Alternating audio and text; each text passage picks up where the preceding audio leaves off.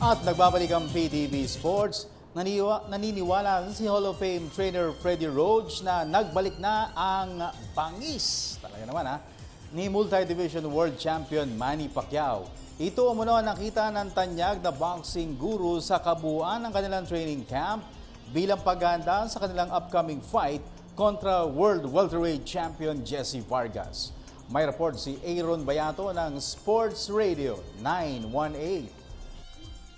Umaasa si famed trainer Freddie Roach na magbabalik ang dating explosive performance ni Filipino boxing sensation Manny Pacquiao.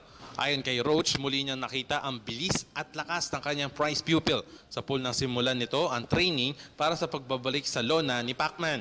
Sa ngayon ay nasa huling parte na ng kanilang training camp ang Team Pacquiao para sa weekend outing nito kontra world welterweight champion Jessie Vargas.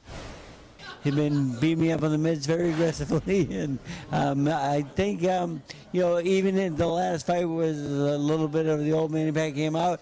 In this fight, I expect a lot more of the old Manny Pacquiao to come out and knock his fighter out.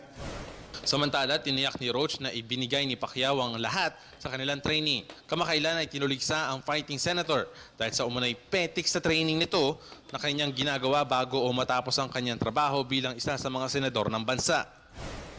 His discipline and his dedication to boxing is still #1, and it's still what he does best. He has not lost a step yet. He still has speed, power.